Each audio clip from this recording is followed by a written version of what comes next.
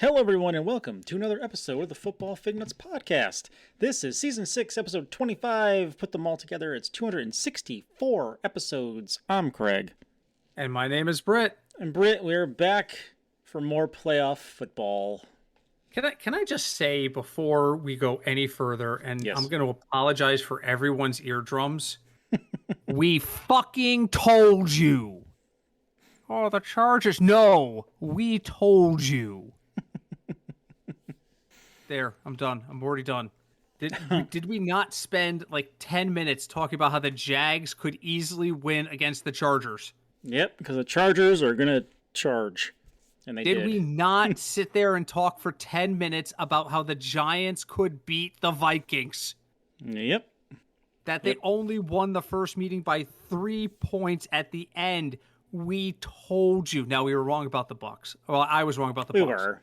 I still have no faith in the Cowboys, so it's fine. It's fine. Neither do I. The only thing they earned is a trip to San Francisco to lose. That's all they did. They earned a plane trip to San Francisco.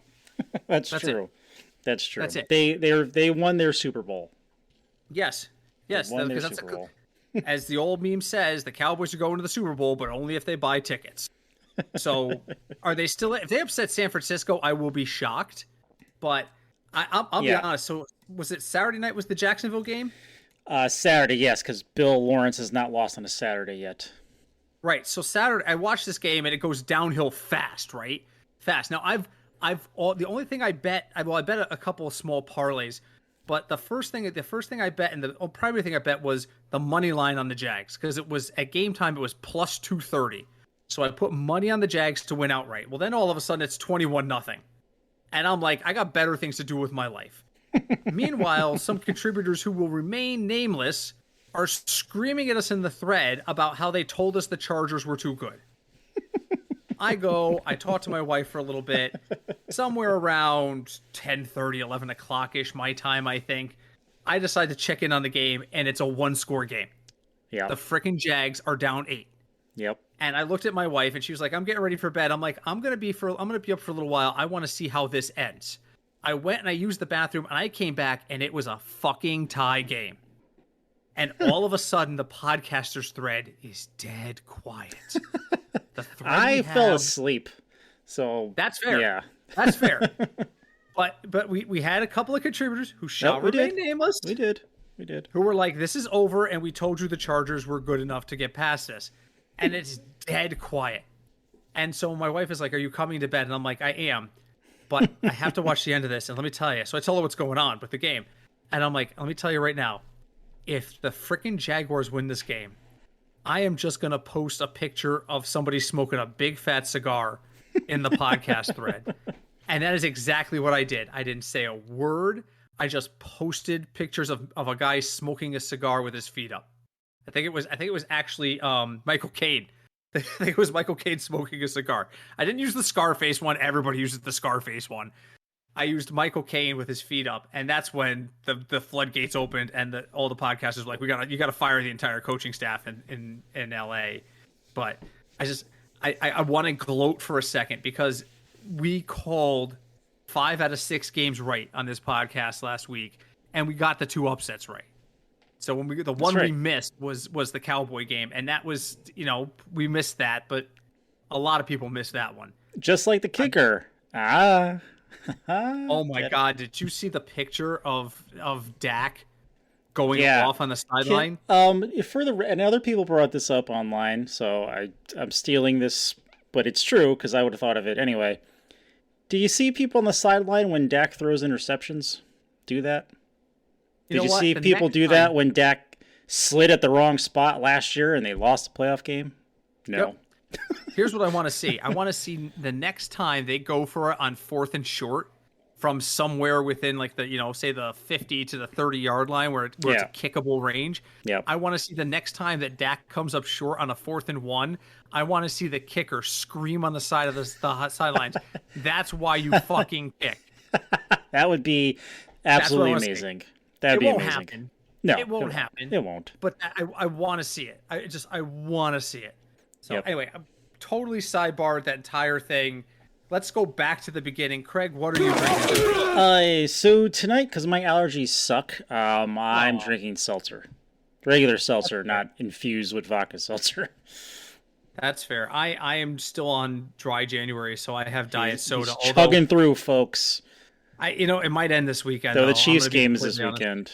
So Chiefs game is Saturday. I can't be drunk for the Chiefs game. Every time I get drunk for the Chiefs game, bad shit happens. You've seen this. You saw me at the Super Bowl that they won. I was tanked. Thank God you drove that night. You were. I was absolutely tanked. It's the better of me. So I won't drink then, but I probably will drink Sunday while we watch games. Are we gathering this Sunday? Do we know? No, it's my mom's birthday, so I will not. Oh, bring her. It's fine. So, all right. So we're both going non-alcoholic this week.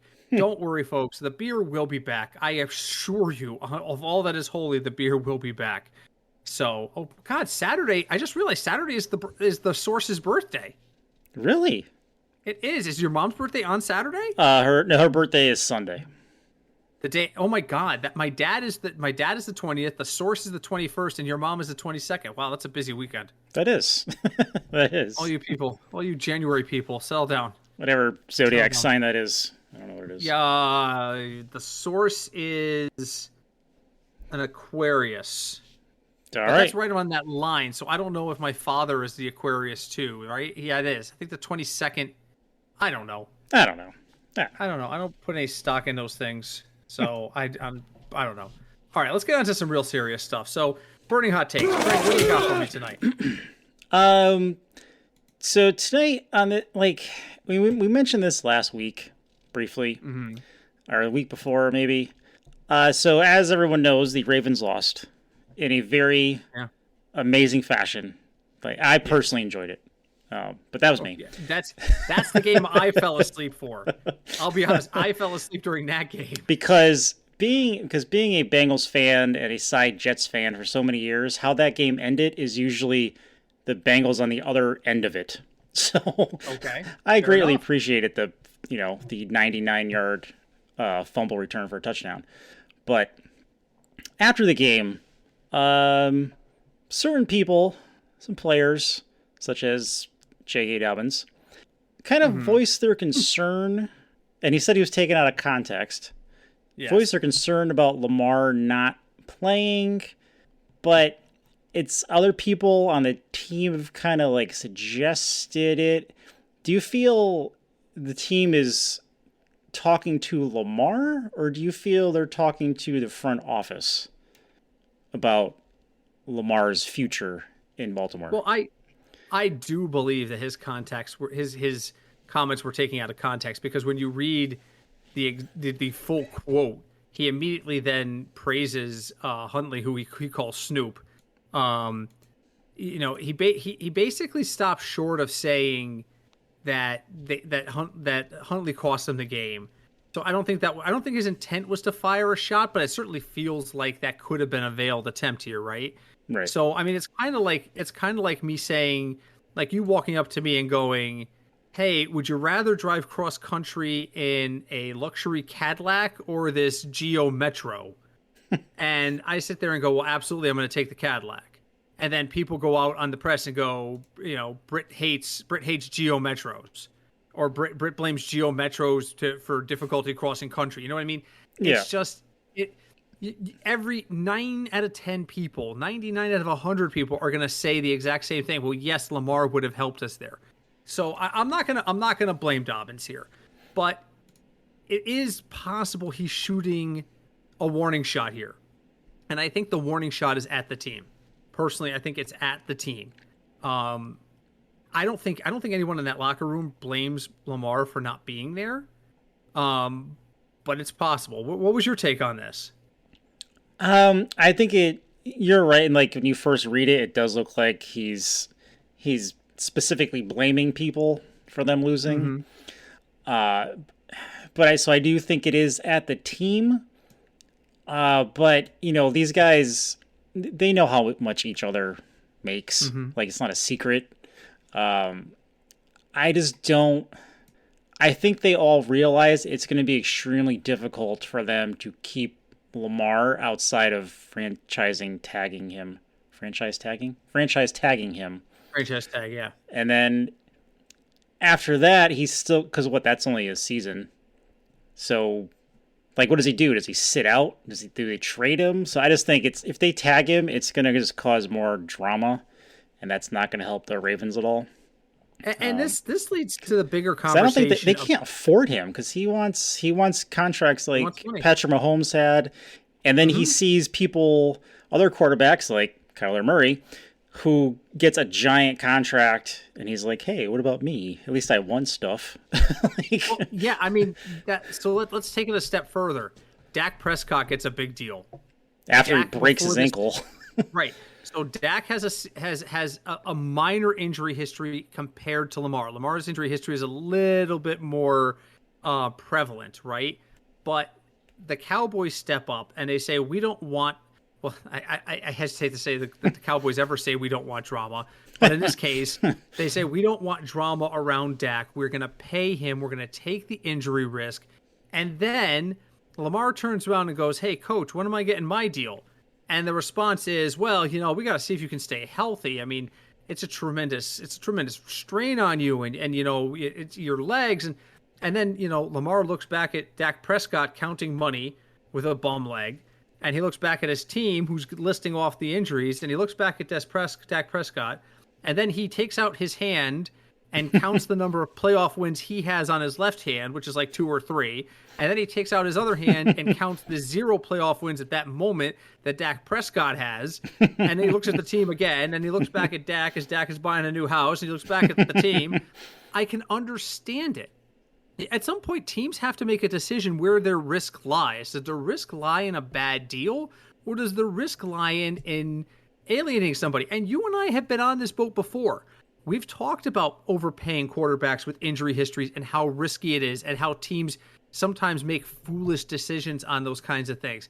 Yeah. Kirk Cousins hasn't won a goddamn thing in the postseason, and yet he had a major deal.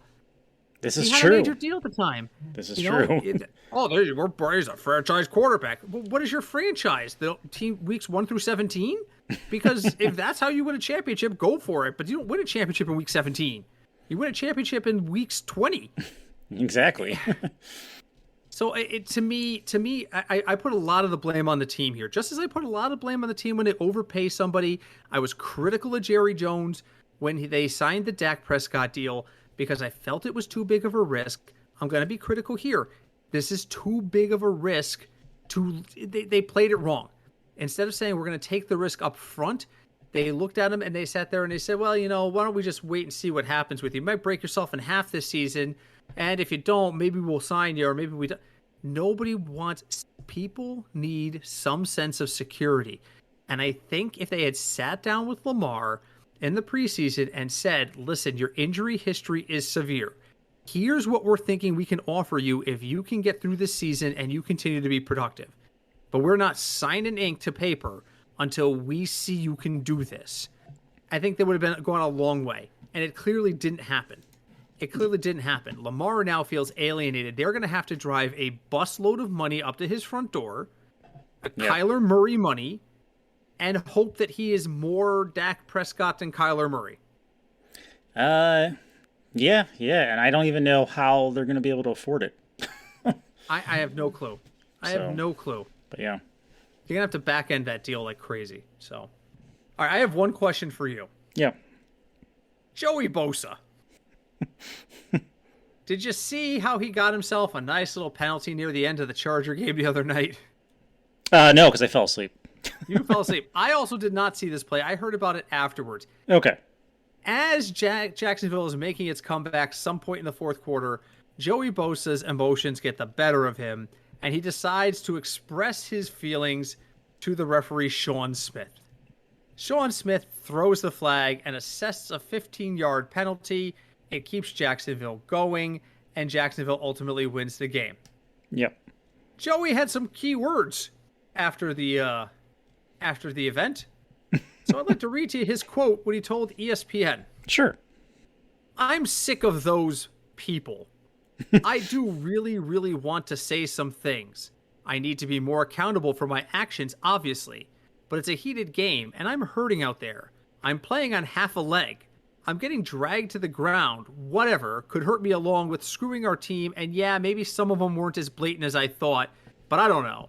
I think there just needs to be more accountability. I mean, if I say something to them, I get a $40,000 fine, but if they blow a call that ruins an entire team season, they get to, they'll probably be back in the locker room after the game like, haha, got him 15 yards, what a loser. End quote. Oh, wait, I'm sorry. I guarantee it. That's what they're talking like in the back. Whatever power trip, I'm sick of those people. End quote. Wow.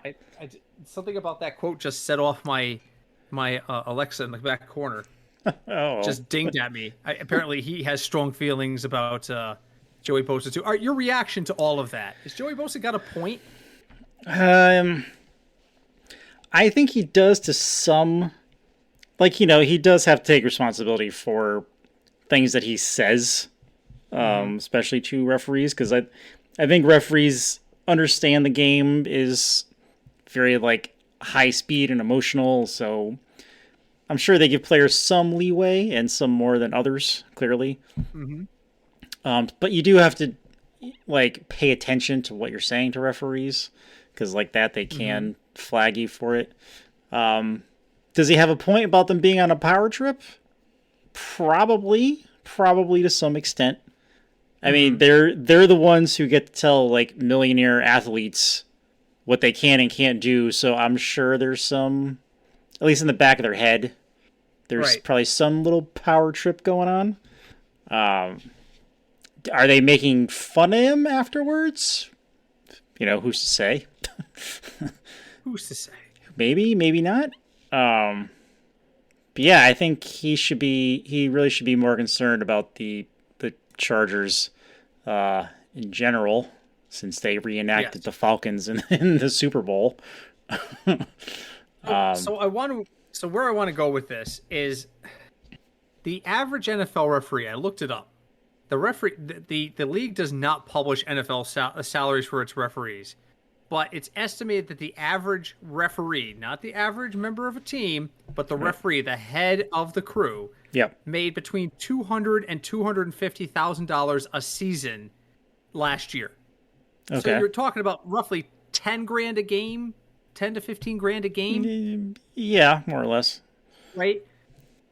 You're talking Joey Bosa makes that like a play. Right. He attends like a drive. And he makes what they get in a year.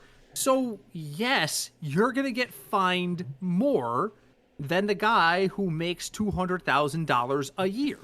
Right. So when you sit there like, well, number one, yes, because you make 100 times what that man makes, and two, you have a union that negotiated this deal. Oh wait. We forgot about the union. You agreed to this, you dumb son of a bitch. Well, I'm playing on a busted leg. That's your problem. Stop getting hurt. Stop playing hurt. Or come out of the game. Does anybody remember the first game he played against the Kansas City Chiefs? They were like, we're going to rush Joey Bosa all night. He literally rushed Patrick Mahomes the first 12 plays he was out there, and on play 13, he injured his knee. He was out the rest of the game. Don't screw around with your body. Play smart. There's reasons guys like Tom Brady and Jerry Rice play for 20 years. And there's guys who play for 2. Some injuries can't be avoided. It's a dangerous game. But take care of your body. This guy is loud-mouthed. He has no accountability.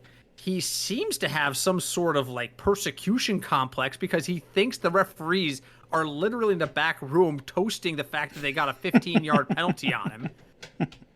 When you mouth off at refs, you get penalized. You want another reference point? See Travis Kelce. Happens 3 or 4 times a year. Travis Kelce goes out there. And the other thing was I'm looking back at the quote. I get a $40,000 fine, but if they blow a call that ruins an entire team season, here's an idea. Don't blow a 30-point lead. That's the key. Officials don't matter. That's key. Don't blow 30-point leads. Play defense, and you don't have to worry about it. That's what drives me nuts about this, is that he seems to feel like he's been wronged because he got upset and he said something to a referee. He wants to talk about accountability, then take accountability for what you said, pay your fine, and shut up. Yeah. You know, because this does not help anybody. It doesn't help you. Do you think that the referees are going to read this and they're going to go easy on you the next time? You're probably going to get flagged when you say, "Good morning, ref." Don't piss. Probably. Don't poke the bear. Do not poke the bear. I saw it today on Twitter. I'm back to kind of quietly creeping around Twitter. I saw, and I won't say who because I don't want to go into a whole side thing, but there was a politician out there who decided to take a shot at Greta Thunberg. I always mispronounce her name. Is it Thunberg, the activist from Europe? Yeah. The eco-activist. Yep. Who, if you followed the news about a month ago, maybe even a little less, she absolutely destroyed the classic beta male pretending to be an alpha male, Andrew Tate, with one tweet. Absolutely destroyed him. And so this politician's coming after her, and my first thought was, why are you poking the bear? You just saw what she did to somebody who is probably a lot smarter than you are. Why would you do that? There's some logic to not walking up to the biggest guy in the place and just punching him for no reason. and that's what I feel like. That's what Joey Bosa is like. I'm going to make a statement. I'm going to make everybody pay attention. No, you're just going to piss people off. And you're going to piss off the exact people who have the control over whether or not you continue to have a career. Because if you get starting flagged left and right, your value goes down.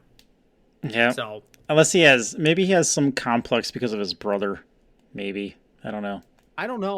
It's a weird dynamic. It is a weird dynamic. I just know this guy has been in the league now 3 years, and all I hear about is how he's a great playmaker, but it's not great when you don't get to play a lot because you're either hurt, which again sometimes is unavoidable. I get the feeling he plays reckless. Let's put it that way. Having watched him, he plays reckless. Don't play reckless. Play smart with your body. Number one. And number two, he opens his mouth and he earns a penalty and he gets sidelined. Don't poke the bear. All right, moving on. Unless it's the Bears. Poor Sean. Yeah, because they're toothless. I mean, that's fine. Take shots at the Bears all you want. But it never ceases to amaze me how stupid the average person is in like who they choose to pick on. You know, again, going back to that Andrew Tate, Greta Thunberg thing, he was like making a joke about how he doesn't care about the environment. He burns like hundreds of dollars of gas in his cars that get like 12 miles to the gallon, and she can I think he said to her something like, "Where can I send you a complete list of my cars?" And she responded with smalldickenergy.com. That's where you can find you can email to smalldickenergy.com. And I was just like, within a day, it became the third most retweeted tweet in the history of Twitter. That is impressive. She absolutely destroys this guy. So now here comes random politician. I'm going to make a name for myself by picking on Greta Thunberg. No. Nope. Why? What is wrong with you people? I don't care if you agree with her or not. A lot. That's all I got. I don't understand it. You know, it's prevalent a lot in sports because we see it with all the big talking heads, right? We see these sportscasters. I'm just gonna go off on a tangent for a quick second here. Sure. We see all these sportscasters that love to pick drama with specific people. Colin Cowherd did it with Baker Mayfield. Well, he was right. In the end, he turned out to be right. But did he have to go about it that way? Did he have to be a royal jackass in the way he did it? No. He chose to go that way. He chose to call out every single time Baker made a misstep and never acknowledge any time Baker did anything good. He called the Browns win over the Steelers lucky. Hey, you got lucky sometimes. Okay. But don't poke the bear. Just guys, you don't have to. You can be edgy without being rude, and that's what drives me nuts. And Joey Bosa's like, "Oh, I'm gonna show these ref who's in charge." I got news for you, Bosa. They are in charge. They are. They are. They are. You want to be in charge? Retire and go buy a whistle. All right, let's do a quick preview of the weekend games before I get too far down the rabbit hole. Because as you can tell, I'm fiery tonight. I am tired. Work has been a monkey nightmare, and I am fiery tonight. So let's talk about the divisional round. We have Jaguars at Chiefs, Saturday the 21st at 4:30 p.m. I am scared out of my ass for this game. On paper, the Chiefs should dominate this game. The passing game is where the Jaguars are the weakest and also the most fiery. And Travis Etienne should be containable with the Chiefs having a semi-decent run-stopping lineup up front. All that being said, after what I just saw, I think the Jaguars have a chance here. I'm not going to call the Jaguars to win. My money's on the Chiefs. But the Jaguars have a chance. I mean, 15%? 20% chance to beat the Chiefs, but you're telling me there's a chance. What do you think of? What's the key about this game this weekend, Craig? Excuse me. Really, I think it's going to be an interesting game. I don't think, because of what we saw, and I know it's the Chargers, but what we saw Jacksonville do and come back in that manner, I think the Chiefs have to play one of those games where they just keep trying to score. Oh, that's gonna be the plan. Because at no point in time should, like, if the Chiefs are up, like, I don't know, let's just say it's like 38-21 or something. Yeah, let's say it's 3 scores. The Chiefs go up by 21 at some point. They're not taking the foot off the gas. Right, they shouldn't. They definitely should not, because the Jaguars have the tools they need to score, and then and then at that point I feel like it has the potential to turn into like the Chiefs and Bills games we've seen, or it just winds up going back and forth on a pretty consistent basis. I mean, really the key, I think, to both of these teams, and I know this sounds cliche, is they need to keep the opposing offense off the field as much as possible. Yes. Yes. You're going to see, I think what you're going to see out of Kansas City, and they've done this before, when they've had folks that they don't want, that they're worried about in terms of like you just said, I don't know how better to put it, but keeping the other guy off the field. We've seen this before with them, and what they do is they change tempo. The Chiefs will come out that first drive and they will play out of their minds fast. They'll try to score they'll try to 2 or 3 big plays. If one of them leads to a score, boom. Then the next time out, it's a 12-play drive that eats up 7 minutes a clock, and it's like 10 runs. Yeah. They will change tempo to make sure that you cannot see what's coming. Now, here's the question. That line is 53. I'm taking the over. I would definitely take the over. This smells like this could be a 70-point final. It really does, because either the Chiefs are going to go out there and score 55, 60 points because they're going to be too scared to take their foot off the gas, or it's going to be a close and high-scoring game. It's going to end up like 40-35.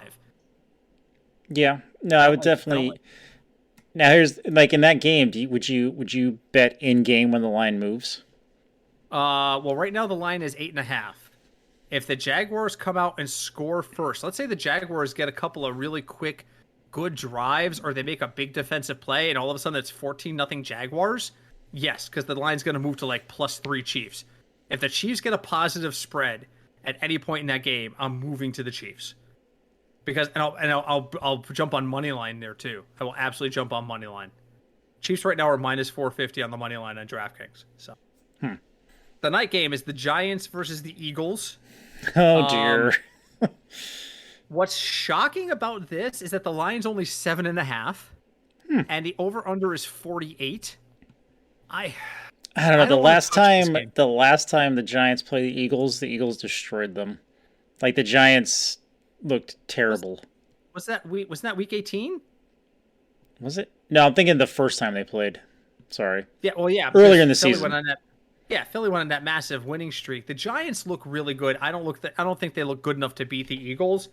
But again, if that line shifts in games, if the Eagles go up 14-0, all of a sudden it's +22.5 for the Giants, I'll put money on the Giants. Oh yeah, if you're talking double digits, then it's definitely something worth looking at. I'm just shocked that they're not a bigger favorite, Philadelphia, than the Chiefs are.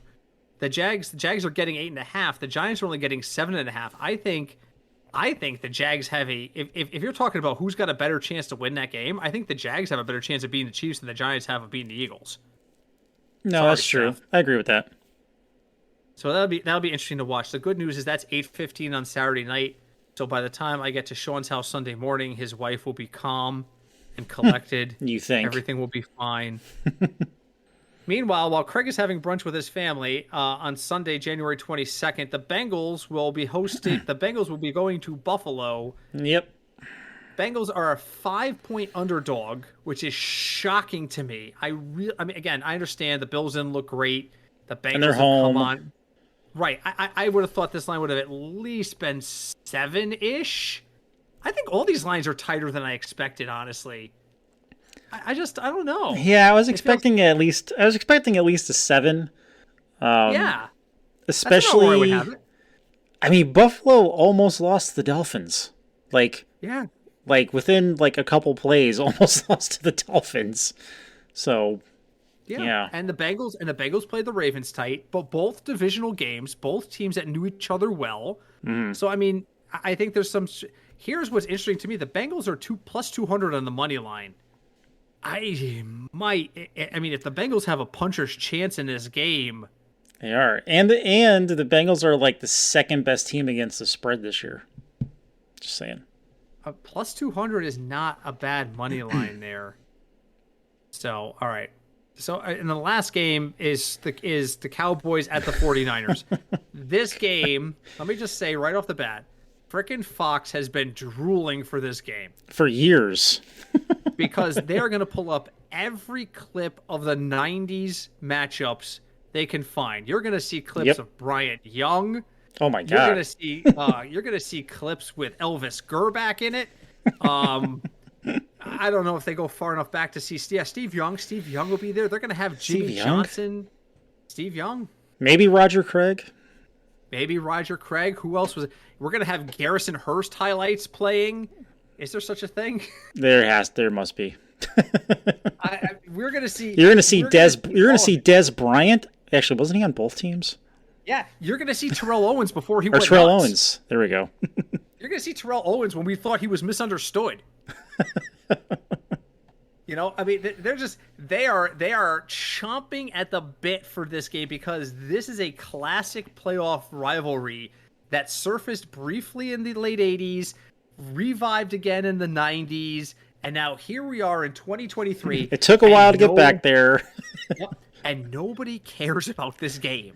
No. So they've got to find a way to hype it, and the easy way to hype it is, oh my God, remember when this game mattered. Remember when it mattered before most of you were born, or you were right. 2? Right. Let me tell you about the 90s, kid.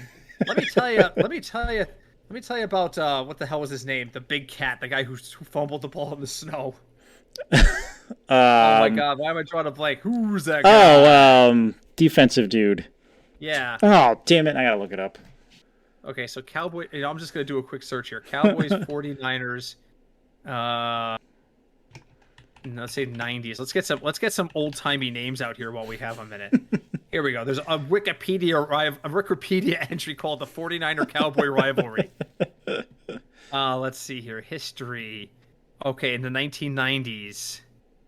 92 so pick your year. Where do you want me to focus? 92, 93, or 94? They met in the playoff all three of those years. Let's go with 90. Let's go with 93 in the middle. 93 playoffs.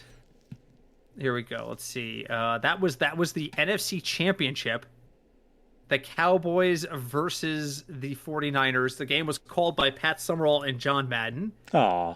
Jimmy Johnson was the coach. Emmitt Smith had a touchdown. Steve Young threw a touchdown pass to Tom Rathman.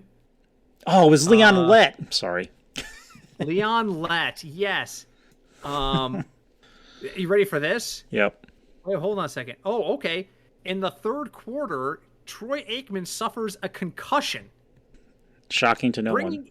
Bringing in Bernie Kosar. Nice. Kosar throws a touchdown to Michael Irvin. Touchdown to Alvin Harper. Kicker Eddie Murray hits a field goal. It was amazing. It was amazing. Ironically enough, this is CBS's last telecast because the package moved to Fox that next year. Right. So, yep, it was weird. Really weird. Let's just put it out there. So there's some names for you. Jay Novacek had a touchdown in this game. It's out there. So yeah, there's a lot of history between these two teams, but other than that, nobody cares. Just nobody cares. No. So, all right. So I'm probably just gonna. I will watch that game because it's on the television. Yes. Because we've reached the time of the year where I start counting the number of meaningful games left, and folks, there is 7. 7. Yeah. 4 this week. Yep. 2 next week, and then the Super Bowl. 7 meaningful games of football left. And both our teams are still alive. They are. Our contributor Sean, his wife's team is the Giants. They're still alive. Yep. There is a chance where all 3 of them could be going to championship weekend, and there's a chance that none of them could be going to championship weekend. That is true. That is very true. I mean, let me ask you this. All right, so here's the question I'm going to ask. These are the underdogs, right? Jacksonville is an underdog to the Chiefs. The Giants are an underdog to the Eagles. The Bengals are technically an underdog to the Bills. The Cowboys are an underdog to the Niners. Would you be shocked if any of these particular underdogs won? Like, is there anybody who's just drawing dead? Shocked? No. The most shocking, again, it's the same as last week. It's going to be if Dallas wins, I will be shocked.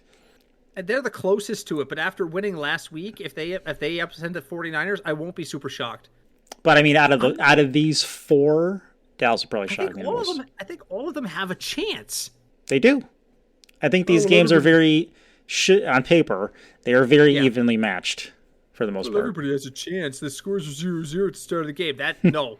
There are games where teams walk through the door, and that game is predetermined by Jesus before the ball was even snapped. Really quick aside, as I know you were taking time off from Twitter, did you see the thing about Trevor Bill Lawrence and what he said, and people went crazy? Oh, what did Willie do? So they came back and won. They're interviewing him on the field. Oh God, he credited Jesus, didn't he? No. They were like, well, how do you feel about this win? Because it was a big comeback, blah blah blah. And he's like, man, you couldn't write a better script. And people took that literally and went off on a whole tangent about how the NFL is scripted. You couldn't write a better script. Did you know if you add up the third letter of each one of those words, it equals the number 17? Do you know what the 17th letter of the alphabet is? It's Q. This is Q sending a message to you, the people out there. I've got evidence in my possession. I can't. And then, then the problem was after that, that's when Dallas's kicker missed 5 field goals or extra points. So that didn't help the matter because, the point shaving theories. I mean, do you know that if you take the letters in Brock Purdy's name and rearrange them, you get Prod Berkey? Do you? Yeah. I don't know. I'm looking at it on the screen. It looks like it works. It could. If you swap the B and the P, that's Pro. You take the CK out for the D, that's Prod Berkey. That's secret code. Patriots know what I'm talking about. I'm tired of it. You can't order at McDonald's without a conspiracy theory. And it's always politics and religion. The Pope went to McDonald's last week. Do you know what his order came to? $17.17, just like the 17th letter of the alphabet's the letter Q. Stop it. The Pope wanted a cheeseburger. I can't. But yes, exactly. You make any sort of, you couldn't have scripted this better, instantly sets off the conspiracy theorists. And the problem is, 1 out of every 1,000 times they're right, and our society has devolved to the point where there's 1,000 conspiracy theories out there at any given time, so one of them's going to be right, and then they point at it and say, see, it's all a massive conspiracy. Okay, go back to your basement, get some more string on your board, and connect some more pins. I can't. Would it shock me now that gambling is so prevalent? Like, remember, there was a conspiracy theory out there this week that Maher missed those kicks on purpose to shave points. Yep. Point shaving doesn't happen in the beginning. It happens in the end. It happens in the middle of games to try. It doesn't happen like that. There is no way that kicker intentionally missed 4 extra points. There's no way. Oh, while we were talking, the line just shifted on Bills Bengals. Did it? What was it, 5.5 before? Yep. It's 5. Uh-oh. It went to 5. It went to 5 even. Maybe it was 5 even before. No, I thought they were all half points. All of them were half points. Yep. Bengals just lost a half point. That means money must be flowing onto the Bengals. So, all right, let's do the metric really quick. Let's get that the hell out of here. So not a lot of games this week. You only got 8 quarterbacks to choose from unless you're betting on a backup. And if you're doing that, save your money and just mail it to me. The metric likes a lot of people. It does not like Jalen Hurts this week because he's too expensive. It does not like Patrick Mahomes because he's too expensive. It does not like Josh Allen because he's too expensive. Yes, they're all going to score 20-plus points, but they're very expensive. The thing is, after Jalen Hurts at 7,600, you drop off a cliff. The next most expensive guy is Joe Burrow at 6,500. That's an $1,100 drop. That is a big drop. So I am looking, believe it or not, I'm gonna stick with what won me money last week. I am looking at Daniel Jones. Daniel Jones is 5,800, and he was good last week. Remember, folks, Britt was the original Daniel Jones truther. Yeah, but you know what? And I can't take that. You're right. For the first 2 years, I was like, Daniel Jones is going to be good. And then this year, I was like, you know what? I can't do it anymore. I can't. I was like a junkie checking into rehab. I'm like, I can't. So now that I am actually off the guy, and he wasn't great to start the season, but he ended the season strong. He got better as the year went on. He did? And I think so. He did. So I'm going to ride Daniel Jones this week. What do you like? What do you like a quarterback this week? You know, I do like Daniel Jones, just because there's so much upside for the price. But if I want to spend a little bit more, I'd probably look at Trevor Lawrence because that's going to be a high-scoring game, more than likely. Would you take Lawrence over Burrow? I mean, Lawrence is $500 cheaper, but let's imagine you have the 6,500. You can do either Lawrence or Burrow. Would you take Lawrence still?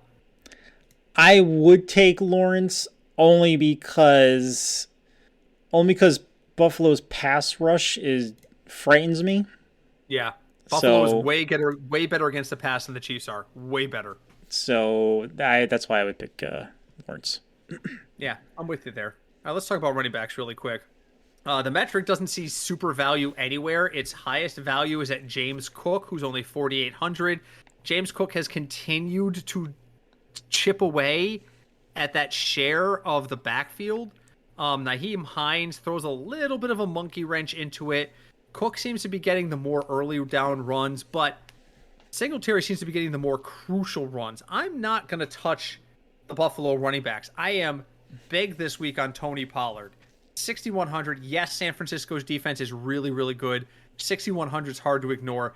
6,400 for Travis Etienne is impossible to ignore against the Chiefs. Well, you just told me the Chiefs run defense. Yes. But the Chiefs have also been known to give up big plays on the running game. They give up chunks. Yeah, you're going to rush the ball 5 times for 20 yards, but you're going to get 18 of those yards on one play. That's just the way the Chief defense works. I really like ATN this week, and call me nuts. I like Jerick McKinnon this week. You're nuts. I really like Jerick McKinnon this week. Now, there is the dark horse. His name is Clyde Edwards-Helaire. Remember him? He's active. He's back. He is back. So I think I'm going to use a lot of McKinnon. I'm going to use a lot of Travis Etienne. And I think I might take a couple of shots where Clyde Edwards-Helaire is involved. What about you? What do you think? What are you seeing this week? Just like you were saying before, I do really like Tony Pollard. I've been a fan of his little season. Oh, you've been on him all year. So I think I'm just going to keep on riding that train. Yep. The other running back, I don't know, because I feel like, there's McCaffrey and Barkley, but you have to spend up a lot. They're so expensive.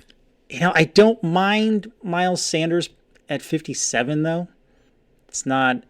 I feel like I can manage that pretty well. Here's my problem with Miles Sanders. Every time I use Miles Sanders, it's a Boston Scott game. That is a problem. That is a problem. that is honestly so if I'm not touching Miles Sanders, do it. And I'm not touching Miles Sanders this week. Go right ahead because I can't. I can't invest any more of my life in Miles Sanders. So I like that. That's.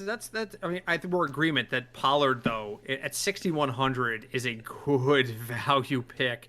He gets the ball around the goal line much more frequently than Zeke does, in my opinion. He's actually scheduled, according to the projections I'm looking at, he is more expensive than, and he is projected to outscore Zeke. Yeah. I think we just have to come to the terms with the fact that he's the one there now. Yep. I think so. Wideouts.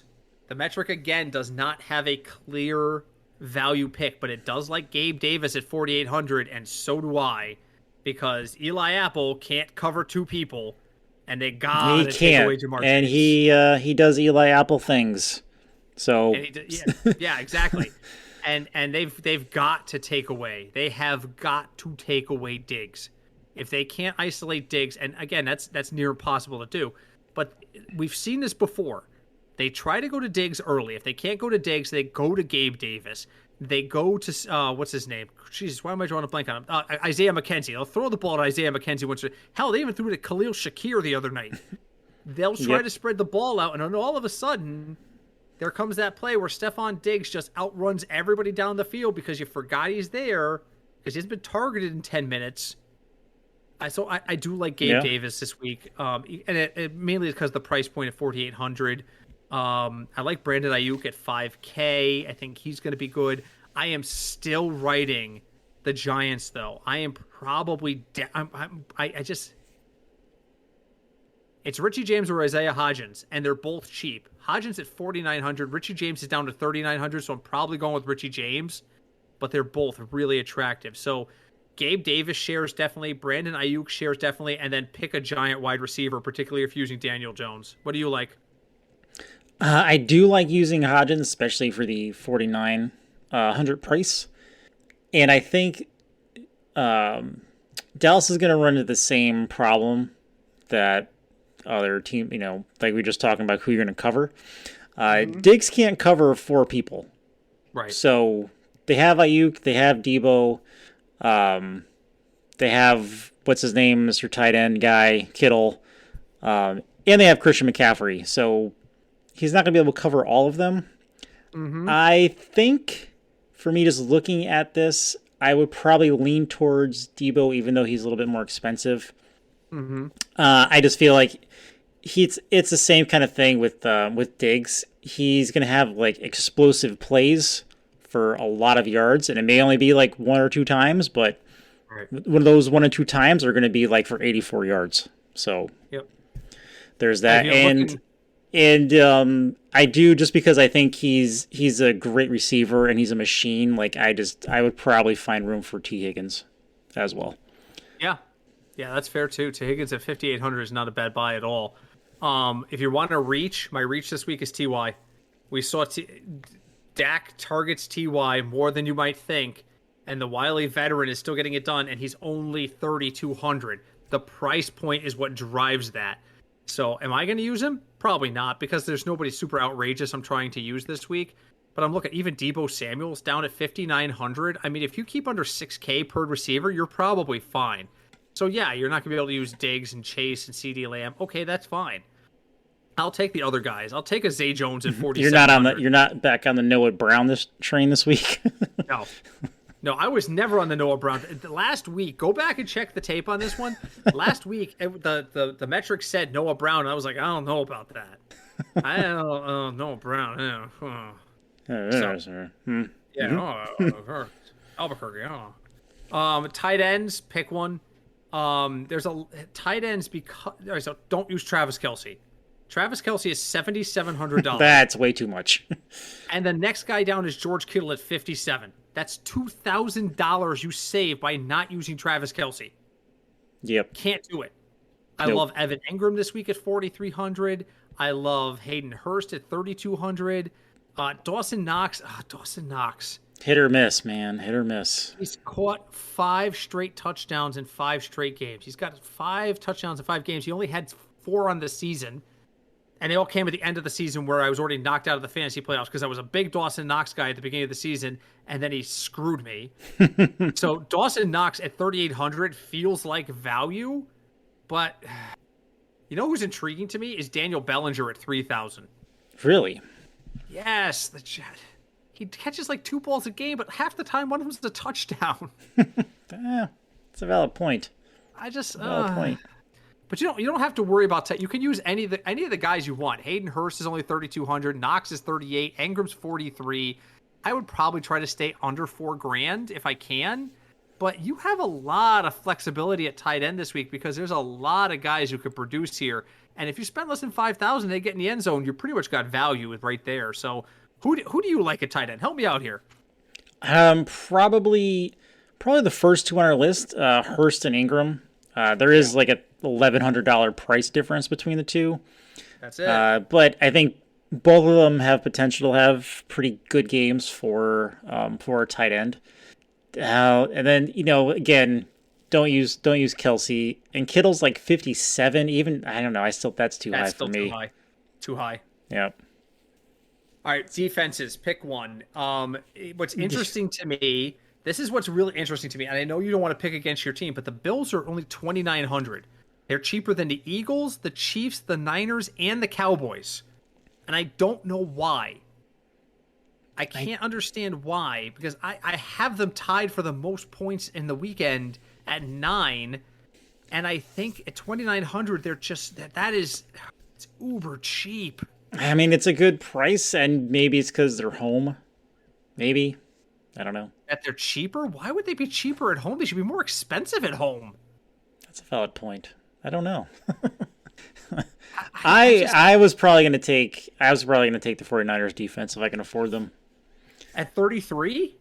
Yeah, I said if I can afford them. I'll give you. Let's see. We'll see how that pans out for you.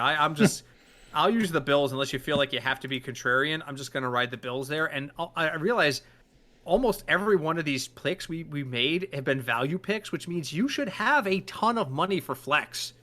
That's true. You can have. Yeah. Go ahead. No, I'm saying you could, if you manage it, if you really want to use Kelsey, maybe you can fit him into a flex spot. All of a sudden, Kelsey comes in as a flex option. All of a sudden, Christian McCaffrey is a flex option. All of a sudden, those 3 wide receivers that we talked about being over 7K might become flex options. So, yeah, you can't. You want to use just Stephon Diggs, you're going to have to save other places, but there's places you can save this week. It's doable. I haven't sat down to actually do a lineup yet, but it looks like it's possible. It's always hard with short games. I mean, there's only 4 games this weekend. It's very hard with a short slate. This is why I don't play short slate games. I very rarely ever do DFS pools. Oh, sorry. I very rarely ever do DFS pools where it's like, early games only.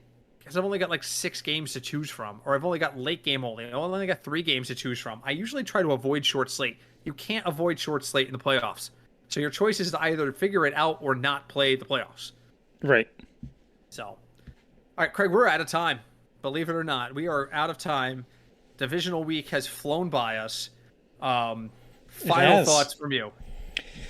Man, final thoughts. I just can't believe it's almost Super Bowl time already. Let's talk about that. It's crazy. It's crazy. I'm not ready. Again, remember. Now listen. I am not the person to talk you out of making a giant crazy parlay, because I do that myself because it's fun, and you can make that parlay number make like a ridiculous number, and on the off chance it hits, you'll be very happy. But just if you do that, just pace yourself. That's all I'm saying. Yes, absolutely. Like that crazy anytime touchdown parlay that turned $10 into $1 million. Like what? Like who picks the Dolphins defense to score a touchdown? That is just silliness. I saw that. That's insane. Before I do my final thought, I'm gonna ask you to pick. I'm gonna bet one of these 2 divisional weekend specials. Okay. You tell me which one. I'm just gonna chuck a random $5 on it or something like that. Yep. Do I want to take a non-QB to throw a touchdown this weekend? Oh, Lord. At plus 900. Okay. Or any offensive lineman to score a touchdown at plus 1,600. Oh, man. What's more likely? I feel like the offensive lineman one is more likely. Yeah. Okay. I just feel like that one is more likely only because not too many teams do the whole like reverse flea flicker thing. Like, clearly the Chiefs might do it, but I can't see a lot of other teams trying it. So, yeah, I'd go with the linemen. I like these weekend special ones because they're fun to think about. So here's the combo bet: a non QB to throw a touchdown pass and a QB to score a receiving touchdown. Oh Lord. That's I mean, plus we've seen it 3,000. happen. That's what I mean. If they're gonna run like those weirdo plays where like they flea flicker and all of a sudden a wide receiver is standing 5 yards behind his line of scrimmage, usually it's the quarterback that's downfield and open. Usually. So there's 900. There's a plus 900 on the guy throwing the pass, and if the QB catches it, it's another plus 3,000. Hell, I'll put $2 on each of those. I just made $78. All I need is Kadarius Toney to throw the ball to Patrick Mahomes, and I just made $1,000. I just made $78. It could happen. $2 bet. It could happen. So anyway, all right. So my final thought is as Craig said, the season flies on us. Please make sure that you party responsibly, you bet responsibly, you play DFS responsibly. Just go out there and enjoy it. This has been the first weekend of the playoffs was amazing. We saw one of the largest comebacks in NFL history. We saw upsets. We saw the Giants knock off the Vikings, which surprised everyone except me and Craig. We saw a lot already. These games are going to be even more exciting. I think Bills-Bengals is going to be a game we're going to end up talking about for a long time. I think that has, and again, I know I sound biased, but I think because of what happened last time they were about to play, and and now this being a next round playoff game, I think that's probably going to be the most exciting game this week, I think. Both of these teams think they can beat the Chiefs, and both of these teams know they can beat the Jaguars. So they're looking at this as pretty much the AFC Championship in their backyard. Much as last year we improperly kind of branded Chiefs-Bills as an AFC Championship, like in Divisional Weekend. This is the way that these two teams are looking at it. There are 3 teams in the AFC, and they are all alive this weekend, and one of them will not be at the end of this weekend. It looks like if the Bills do advance to play the Chiefs, that game's going to be in Atlanta. Yep. We've heard rumors that the Chiefs have been instructed to start selling tickets based on Atlanta's seating design. So, just enjoy the ride. I mean, I look at the NFC side, and if you told me it was going to be Niners, Cowboys, and Giants, Eagles in the preseason, I would have asked for some of whatever you were smoking. You would have been like, am I back in high school? Yes. What year is this? What year is it? So I mean, I think whoever this NFC Championship game is just going to be wild. It could be like Niners Giants or Niners Eagles. It could be there's a chance it could be Cowboys Giants. Do you feel like the Commanders feel left out now? Are they they're the only team in this division not alive in the playoffs. So yes. So win some games there, Ron Rivera. So all right, but anyway, please enjoy the weekend. It's going to be excellent football. Very much looking forward to it. I'm also looking forward to reading your review. Go on to whatever podcast directory that you listen to us on, and please leave us a review. We are available on all the major podcast directories at this point, so many that I've stopped listing them, and we really appreciate everyone who leaves us a review and gives us some feedback so we can continue to make this show better. Also, hi, Deb. Forgot about Deb. Haven't heard from Deb with show stuff in a while, so I think she's probably getting caught up on episodes, but she'll get caught up. And also, thank you, Malta, for your continued support. Thank you. Craig, another week done. On to Divisional Weekend. I have a feeling next week we're going to be sitting down and we're going to have a lot to talk about for these games. We are. I just got a feeling. So yep. Go and enjoy it. Until the next time we speak, we appreciate everybody listening. Have a great weekend. My name is Britt. I'm Craig. And we are the Football Fignuts Podcast.